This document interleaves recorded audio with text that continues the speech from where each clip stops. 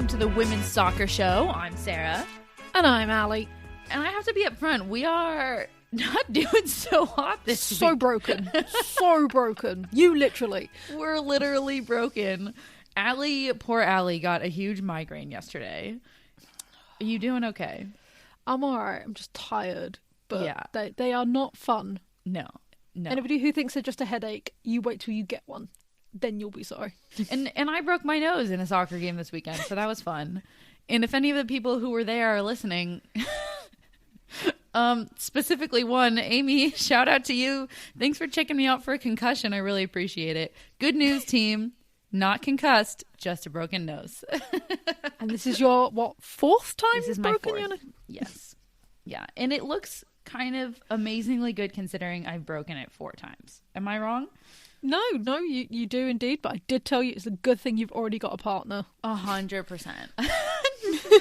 I might have cried a couple times because I thought it was like more crooked than it was before. Let's talk about some football. Because the Challenge Cup happened. You mean some professional football where people don't bicycle kick the soccer ball into your face accidentally? Let's do it. We've got such a fun episode. I'm really excited. Not that I'm sick of talking about the WSL, but I am excited to get to talk about NWSL Challenge Cup and Champions League, which is what we've got in this episode. Yes, absolutely. Challenge Cup. First round happened, did not go how we predicted. No, so it really didn't. So for anybody that's listened, please do Patreon. We did a whole extra episode on our Challenge Cup predictions, and none of it came true. Well, it's interesting that you say that because we didn't make predictions for specific games. We did make predictions for like which teams were going to do well in advance. And I actually, while the scorelines don't reflect it, some of the games I actually how the teams played really do, which is a great segue into the first game we're going to talk about, which is it had to be San Diego versus Angel City, the 2 brand new teams. This was a blast to get to watch 2 teams that you just have no idea what's about to happen. First off, though, there was one consistent. Stoney sat on a water cooler. And she wore fabulous clothes. So we knew that was going to happen. This is a great moment for us to highlight Chris's Fit of the Week Patreon. Some of you may have seen this on our socials. The fabulous Chris, who is part of the hashtag NWSL crew, as we call it, is doing a weekly segment now on fits and kits. Quick 5 minutes. What is the best fit of the week? What is the best kit of the week? And who else would win fit of the week on week 1 of the NWSL? But Madame Stoney. Madame Casey Stoney and her trench coat. So that was a consistent. But you're right. So 2 teams, we've never seen them play before. And man, it was a game. It was. I know it was a draw, but it was such an eventful draw. It was so interesting. And I'll just highlight. So this game ended in a 1-1 draw. San Diego dominated the first half. Absolutely dominated. Maintained more possession. Had more opportunities. Had better opportunities. And then something shifted in the second half. So I want to break down both of these teams because they're brand new. Yeah. We've never seen these players play together. We have so many new appearances, Press is back to talk about. So let's break down each of these teams throughout the game and how this ended up in a 1-1 draw. So we are going to start off, I believe, with San Diego Wave because they were the first dominant side. I'm really liking how they're playing. Their back line is... It's because I was not convinced, I'm not going to lie. When you saw the players at first, I was a bit, this could go one of 2 ways. But their back line is so strong. Their back line did much better than expected. Abby Dahlkemper played well. I will say that Westphal, San Diego's right back, had a lot of trouble in this game. Yeah. And honestly, rightfully so. She was up against a fresh-legged Kristen Press, who was putting on an absolute show. And we'll come on to that. But just to say, everybody was wondering if Kristen Press was going to miss a step, how she was going to come back after she'd taken a full year off. Oh my gosh, she looked like she did not miss a beat. She was in top form. So Westphal definitely had her hands full, but if Westphal and the San Diego back line can hold Kristen Press to not scoring, that does bode well for the rest of the season, as you're saying. Yeah, absolutely. Let's Let's talk about this team. To me, this was San Diego is kind of like a classic Casey Stoney put this team together squad. Like, the way Casey Stoney likes to put her teams together is very much not based on, like, we're going to center a team around star power. Yeah. She likes to put pieces of a puzzle and almost find these players that are solid, strong, versatile players. Maybe versatile is the word I'm looking for. Yeah, no, absolutely. Stoney doesn't suffer egos, so she was never going to base it around one particular player. I think she's going to keep playing around with that captaincy. I wouldn't say Del Kemper's going to keep it. I think that's definitely, like we saw in the game, that it's going to keep on moving. I thought Jacobson was huge for them when she came on. Yeah, absolutely. I mean, let's start from the beginning here. Yeah. For me, as we've mentioned, San Diego absolutely dominated the first half. I'm going to shout out that Allie and Johnson, who were playing the two outside forward positions, right? They were playing on the wings up top. They played absolutely fantastically on the line. San Diego was mainly going down the line. They weren't going up the middle. They were playing possession and they were going down the line, and they were using Allie and they were using Katie Johnson, who was a bench warmer, basically coming off the bench at Chicago, and now she's starting at San Diego Wave, playing fantastically. And what they had is Korniak, big, tall, she's like 6 feet tall. Korniak, who was previously playing the number 9 for Orlando, is now sitting in the midfield with Turnbow, and those two are pulling the strings. And you had Ali and Johnson really running the show up top on the wings. And I just need to shout that out, because the way Casey Stoney put this together, it allowed Johnson and Ali to shine really down the line. Which, again, is typical Casey Stoney. Like, I don't want to hark it back to Man United all the time, but if you look, her wingers were always the most important, strong positions. We saw it with Leah Galton, and we're seeing it. And it's how Stoney likes to play. She likes to have two very strong wingers, and then you can switch hit it whenever the going gets tough. So it was really interesting to see Ali and Johnson stepping up to that challenge. Because that's such a good point, because that really is how they were playing. They were playing possession oriented, and they weren't afraid to change the point of attack. Exactly. It wasn't like we have to go down this side, compared to Angel City, who really seemed like needed to go in a specific direction when they were attacking. So, second half, San Diego, you'd think, would capture and build on what they've done the first half. Did a bunch of substitutions, and it all seemed to fall away a little bit. It was like Jenga. It was like you've pulled out a couple of pieces and it's starting to topple. So we saw Morgan come on. We saw Jacobson, who did do really well. And it did sort of just... Well, it seemed to me like San Diego had the first half on lock, and then they came out on their heels in the second half. And along with that, there were some changes, like you just mentioned. Yeah. Alex Morgan came on, but she didn't come on as the number 9. She came on as the wing. And I don't think she's ever effective on the outside. No. She never has been. And so it was an interesting decision to have Alex Morgan on the wing and Jodie Taylor remain at the number 9, which is what Casey Stoney did. It clearly wasn't working. Angel City scored. I'm not saying that that's why, but it just felt disjointed, and I think that contributed to it, like you were saying. And then the switch that flipped San Diego back into let's do this mode was Sophia Jakobsen coming on. And oh my gosh, that was fun. We just take a moment and say, like, how fun was that to see her in the NWSL? Like, such an elite star power in the NWSL, and to see that her and Morgan are clearly like working on developing that connection and the pace that they both have together. Yeah. I'm afraid for any back line who has to deal with the pace of both of those players combined. Yeah, what I would have done if I was Stoney is I would have moved Taylor back into a false number 9 position and had Morgan up front. I think that could have worked a little bit better. Or you make a straight swap and you take Taylor off and you bring Jacobson on earlier. Well, that is what she ended up doing. Yeah. And she should have just done that earlier. Yeah. It should have been a straight swap at the half. I don't know why Taylor stayed on to start the half and then Jacobson came on. It did not work, and I'm sure Casey Stoney learned from that.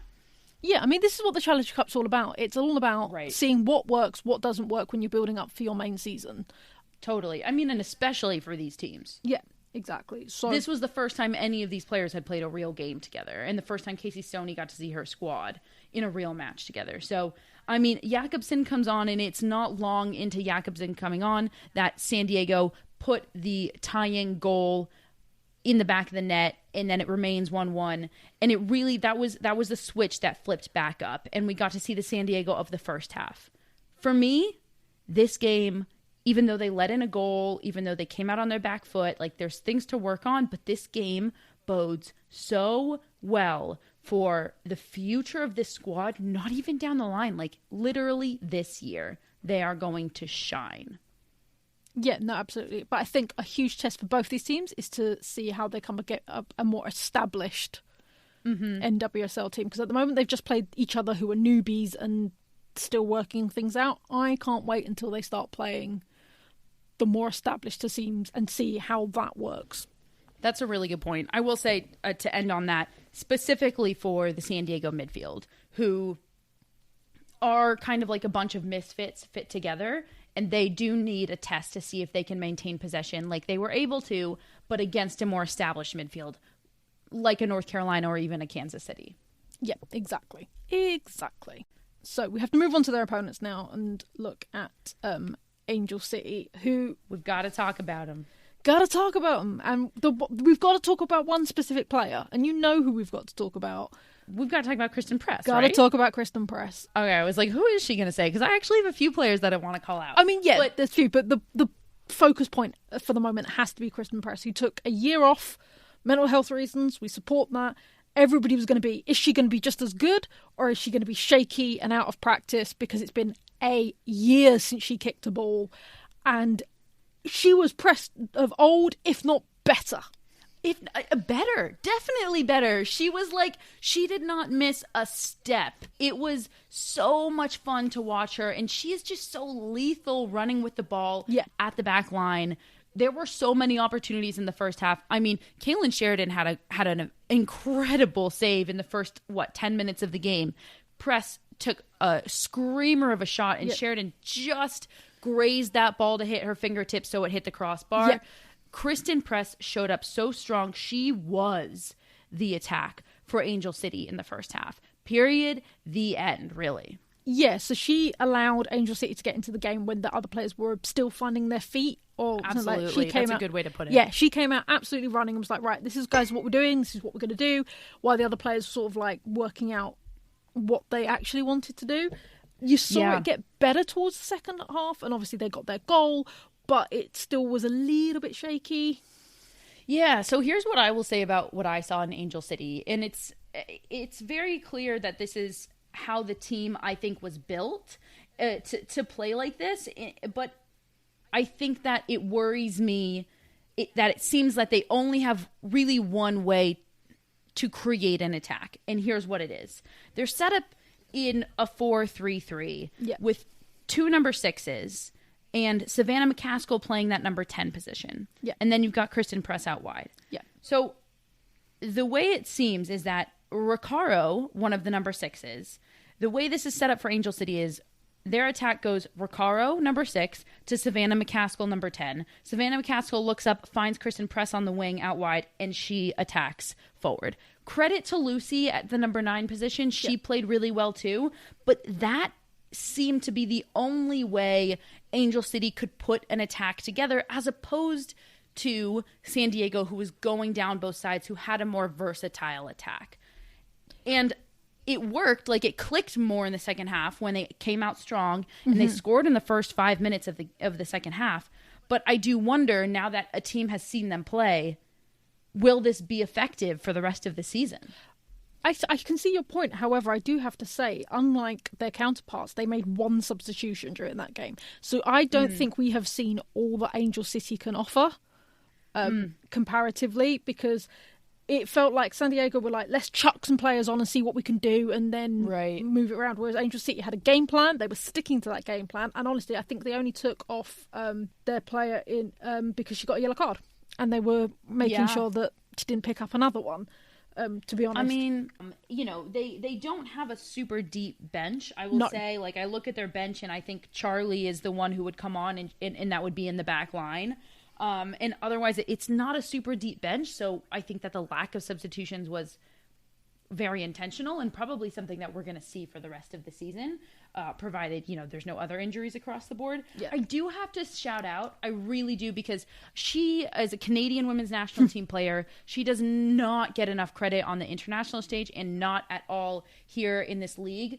Giles played a fantastic shutdown game at center back, and she is, anybody who plays center back and wants to play like kind of just old school shutdown, physical, nobody's getting by me center back style. Yeah. That's what this was. And she is going to be a key piece of this defense because Didi Harakik is the goalkeeper who was Gotham's Kaylin Sheridan's backup keeper last year. Didi Harakik is not used to being a starter in this league. That's a little shaky in goal. And so Giles is really the heart of this defensive line. And she did a great job. For sure. And I think she's also working really well with Allie Riley, who is another fantastic defender who does not get the credit she deserves. And she shined in this game, like offensively too. She was a part of the attack. Allie Riley I think is going to be a really interesting watch to see how she does under the tutelage. Good point. It's going to be a fun team to watch, I think. All right, moving on from San Diego versus LA, we're going to move into a few other games that we're going to touch on very quickly. Yeah. We had many ties. 4 out of 5 games ended in ties. One that didn't, though, was North Carolina versus Gotham. North Carolina beat Gotham 2-0. I'm pretty sure that this is the scoreline, one of 2 that was the most shocking. Yeah, no, but I don't think anybody expected Courage to come out of, considering how fragmented they were at the end of last season, the fact they've lost some of their key pieces in, Sam Ewis and Williams and stuff like that. You didn't expect, but they have proven that, you can knock us down, but don't count us out. Yeah. Whereas absolutely, Gotham seemed to not have the depth. Like, they were missing key players. They were missing Kay Mew. They were missing Ali Long and a couple of others. And Anamanu, and you could tell they were missing it. Absolutely. I mean, not to play the whole, like Man City, they have injuries and that's why they're losing card, but it doesn't worry me as a Gotham fan. No, it doesn't worry me at all. They're missing such key components in those 3, and it's the beginning of the season, and it'll happen. All right. Let's move into the other game that was a very shocking result. Honestly, I think this was the most shocking result. Washington Spirit, the team that just won the regular season, tied Orlando Pride 0-0. Yep. What happened, Allie? What happened? Do you know, I think, I said it in my lineup that you can't... You're just rooting for Orlando because they're the underdog. Yes, I am. You can't come in and say, like, well, I said it. No, but you know what I think is Orlando came at Washington Spirit with everything they had.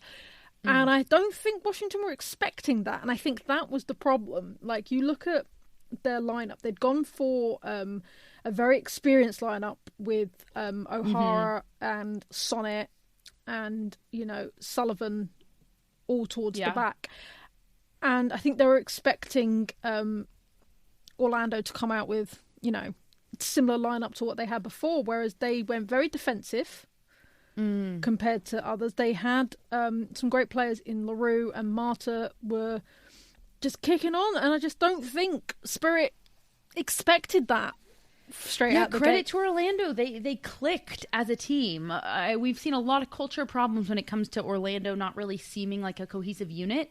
And what you said about Casey Stoney not really dealing with the star power. Yep. And I'm not saying that was Orlando's problem, but they certainly did kind of wipe the slate clean and start anew. So maybe they are just going to be a strong, cohesive, defensive team this year. It's going to be very interesting to see. Anything can happen. Yeah, absolutely. But also, boy, was it a rough game. When you look, there were 6 yellow cards in that game, 3 from each team. Like, it was feisty. Yeah, that'll tell you. I mean, Orlando was like, we're going to put bodies on the Spirit and we're going to make them play physical. And the Spirit fought back. I think 4 out of 6 of those cards came to Washington. Yep. Final game we're going to highlight. Don't worry, Louisville fans. We are not leaving you out. Kansas City fans, we are not leaving you out. We want to talk Louisville, Kansas City. Now, for anybody who listened to our Patreon, you'll know that I think Kansas City is going to be a top team to beat this year, and I think Louisville can't be discounted. Now, this game ended 1-1, but I don't think that scoreline is really indicative of like what happened on the field. Kansas City dominated. They dominated possession, and I think that they looked really cohesive and as a great unit. And Louisville's defense deserves credit. This defense is, I would rank as a top 3 defense in the entire league. Emily Fox, who I think is the future of the women's national team, is on this defensive line. Gemma Bonner, who is severely underrated. 100%. 100%. And a veteran international presence that she'll bring to counterbalance the new rookie-ness, even though she's not a true rookie, of Emily Fox. And who sits in front of them at the number 6? None other than Jaylene Howell, one of the top upcoming talents in the country. So to break down that back line is a tall task. And do not discount Louisville. They will stay in games as they just did in this game because of that back line. Yeah, no, absolutely. I was going to say shout out to Gemma Bonner, who didn't get the respect over here as she should have done, has gone over to the States and has completely shown her, like, what we all knew, what we all saw of her talent. And yeah, we're here for you, Gemma. We're here for you, Gemma. Just change your citizenship and come play for us. It's as simple as that, right? Yeah. No. We know it's not. All right. Super fun weekend in the NWSL. We've got more Challenge Cup coming up, and I'm really excited to dissect it as these scores start to roll in because they are unexpected. Let's go. Sing it with me, Allie. Around the world, around the world. That was the like slow jam version of Around the World. Yeah, for you our UK listeners, that was like the Radio 1 Live Lounge version. Hey, we listen to that too. To kick it off, we are going north of the border with Scotland. Scotland's title race has narrowed down to 2 teams in Rangers and Glasgow City, both winning on the weekend. Rangers are still waiting to play their 2 games in hand, so are the most likely to take home the title. Unfortunately, Celtic's title chances have been dashed by 2 losses, condemning them to 3rd. Over to Mexico in La Liga MX. Pachuca have won their last 5 matches straight. Woof! Giving them a 2-point cushion over precious champs Tigres. However, there is only 5 points between 1st and 4th place in the table right now, proving once again the Mexican League is of the most competitive. I said of the most competitive because we all know that I've made the argument that the NWSL is the most competitive. To Germany now, a single point separates Wolfsburg from title chasers Bayern after 17 games. Both have won their last 5. They play each other on the 3rd of April. Will it all come down to that one game? All right, finally, over to Australia. Melbourne Victory beat Melbourne City, the Battle of the Melbournes. If we have Australian listeners, tell us what that's called. You know, like the Manchester Derby. Is this the Melbourne Derby? Well, Melbourne Victory beat Melbourne City in the prelim final 3-1 this weekend. They now face Sydney FC in the grand final where it is 1 game, winner takes all. Back across the pond now, we are heading to Europe and the Champions League. So the first lot of quarterfinals happened this Tuesday just gone, so just yesterday. Today for us, really. Yeah, today for us, really. And that's why there's such a tinge of anger in my voice right now, because I literally just watched the Barcelona Real Madrid game, and I'm really excited to talk about this. Yeah, that's a great segue, Sarah. Great segue. So we are going to start off We don't need a segue. Let's talk about this. We're going to talk about the Barca Real Madrid game and El Clásico in the Champions League. let's get straight to it. Let's talk about it. Pen, no pen. What was it? Look, I try not to swear a lot because it's like not professional, but I'm fucking fuming right now. It was not a penalty. Real Madrid played so well in the first half. I have never seen Barcelona's midfield so shut down, unable to connect, and play true Barcelona, like back and forth, one-touch passes. They could not connect, and they were still down in the second half, and they could not find their way through. And the ref giving that penalty, which should not have been called a penalty, and we'll get into the specifics, but this is the most, this is why I'm mad about it, because the ref giving them that penalty kick fully changed the game. And I try my hardest to never blame the referees. This game, I have so many things to point about how terrible that refereeing was. She handed the game to Barcelona. She changed the game, she handed them the momentum, and she handed them the win. And mic drop. Yeah, mic drop and done. I mean, do you agree? I guess let's talk about the penalty first. Do you agree with me that it should not have been called a penalty kick? It was the softest of soft penalties, to be honest. That's a gentle way of saying it was a penalty kick, Allie. Am I right? If it had been outside the box, it wouldn't have been given as a free kick. And this is the only thing, and I'm being very generous to the ref here, I can say is that Real stopped a goal-scoring opportunity, and that's why it was a penalty. And it is that is like splitting hairs, to be honest. But that's what I can see. I can't even say it's splitting hairs. Yes, technically she was in the box. Would I have called that a real goal-scoring opportunity? The ball's bouncing and she's trying to half volley it, and then she flops. Never mind that we haven't even gotten onto the fact that was not an actual fall. Anybody that's been hit in a soccer game knows that's not how you fall. She flopped to sell that penalty kick. If anything, that should have been a yellow card for a dive, and that's going the full other direction. But so instead of us going back and forth arguing about if this will or should or should not have been called a penalty, because I fully don't think that it should have, and I hate VAR, and this just makes me hate VAR even more. That's why the British hate it, tell you.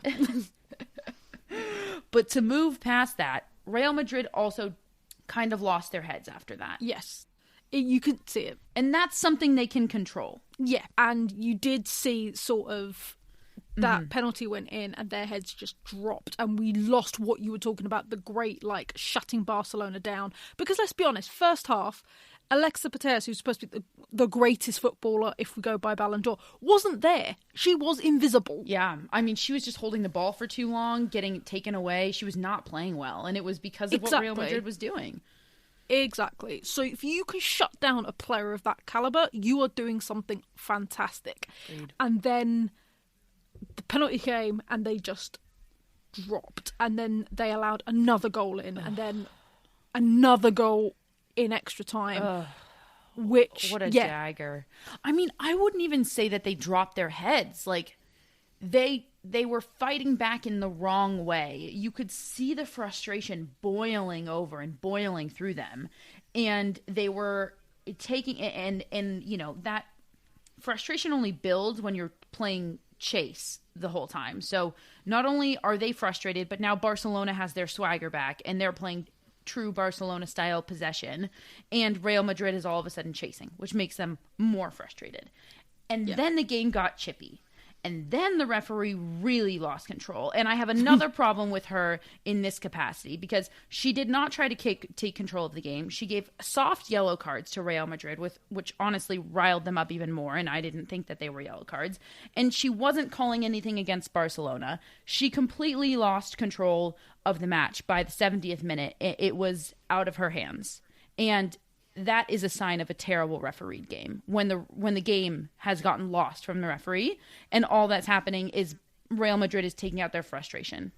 Yeah, no, we can see that it was 3 yellow cards for Real Madrid versus 2 yellow cards against Barca. Well, I don't remember the 2 for Barca. No, that's fair. But yeah, it is just, if it's that much of a card fest, how much control do you have over the game? Exactly. I very quickly want to shout out Teresa on Real Madrid, who had a fantastic game in the midfield, shut down Barcelona's midfield. She was just one to be reckoned with, and she was a great example of playing so well, and then you could just see the frustration boiling over by the end of the game, and it just kind of turned into fouls. Yeah, exactly. Like, we were having a look, and I think pretty much all of Real Madrid's yellow cards came in that second half. Ugh. So, it was just frustration. So I think we just have a live reaction. I'm having a look now. So Ella Massa has just tweeted, "This is an absolute joke." Yeah. And then underneath, Anita Asanti has just put, "If I speak," which I believe is a reference to the Jose Mourinho quote of "If I speak, I get in trouble." So, and I think that really says it all. What do you think it says? That the players, like, they can't criticize refs. If they do, they get into a lot of trouble. So they are clearly hinting that they are... Fret no more, players. I am here to do that for you. But I mean, I totally agree. I think that really says it all. I think that we need to look at this in the context of this round of the Champions League, because they are facing each other again next week at a sold-out Camp Nou. And never mind that this was about to be a 2-1 deficit. Now this is a 3-1 deficit for Real Madrid to overcome at Barcelona. Away. Not a chance. Yeah. Not a chance. It was always going to be trouble anyway, because home advantage is a real thing, and it's a sold-out Camp Nou. Not a hope. Like, I'm hoping they pull me wrong, because after tonight, I agree with what Twitter's saying, which is anyone but Barca. Yeah. I mean, I almost feel bad, because it's not like Barca did this, but what a way to turn, like, the most beloved team just in 90 minutes all of a sudden becomes it's anyone but Barca now. Barca. Yeah. So you kind of hope it. I mean, they did by pulling that stunt with the penalty, but I do unfortunately think it is the end of Champions League for Real Madrid. I hope they prove me wrong. We all know that when I start bad-mouthing a team/player, they end up doing fantastically. There we go. So let's hope that my magic works for I agree. Real. And let's not forget that they did beat Barca once in the regular season. That has happened.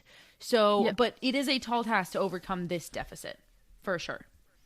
Yeah. Shall we quickly touch on, I think let's very quickly do the other game that happened today. It will get left behind because this game is all everybody's going to talk about, but it is worth mentioning. Bayern and PSG played as well, and PSG took it 2-1. What an odd game this was. Yeah, like, they scored within the 19th minute, which was quite a worldie of a goal. In the 19th minute, but after Bayern had been dominating for that entirety of the game. I remember tweeting at about minute 15 because Bayern had a number of chances that they didn't put away. And I'm sitting there thinking, at this level, if you don't put those chances away, it can really come back and bite you at the end of the day. And then it did. And then it did even more because they still couldn't put chances away. And PSG, after they scored, were like, okay, we can sit pretty now. And they have the speed up top. They have the one-on-one attacking ability. The fact that PSG can convert, like, their goals conversion percentage this game is outstanding. It was absolutely wild to me. Yeah, literally, they only had 8 shots on target, and 8 shots total, and 4 were on target, compared to, and 2 went in. Oh compared to Bayern, who had 15 shots, 6 of them were on target. They had 55% possession, so they statistically were on top and just could not bury it. They are lucky in the fact that it is not that big of a deficit compared to Real. It is only 1 goal, but they do have to go away for the next leg, which does make it infinitely harder. Yes, it makes it infinitely harder. I'm glad they got the goal back, but at the end of the day, I think the commentators said it best. Like, PSG looked like a very professional team that had been there before, and they knew how to win that game without exerting too much energy. Yeah, unfortunately, they have become the lesser game because everybody's going to be talking Barca Real. Absolutely. But we've got 2 games as well On Wednesday, the day everybody is most likely listening to this, we've got Juventus versus Lyon, and we have Wolfsburg versus Arsenal. And this is when we get to do our fun thing. We're going to post on Twitter both of our brackets. We just have to go through this quickly, Allie, because mind everybody, we did make these picks before the Champions League started. So here we go. Allie, for this round, who do you have? Okay, so for the one that I have got for this round is Juve, PSG, Wolfsburg, and Barca. Okay, so you're looking pretty good right now with PSG and Barca. Okay, for this round, I've got Lyon advancing, Bayern, Arsenal, and Barca. Hey, you know what? Bayern can do it. I will say I picked Arsenal. My head said Wolfsburg. My heart said Arsenal. And I went with my heart. So that's all, guys. Thank you so much for sticking with us. Please check out our Patreon. We've got some new content, new tiers up there. You know, as we've said before, check out Chris and his fits and kit. It's worth the Patreon money alone. Absolutely. He's got a special guest coming on this week as well. He's very excited. All right. Thanks so much, everybody, for the Whoa So Show. I have been Sarah. And I've been Allie. And we'll be back next week to talk more football. See you, everybody. Good night.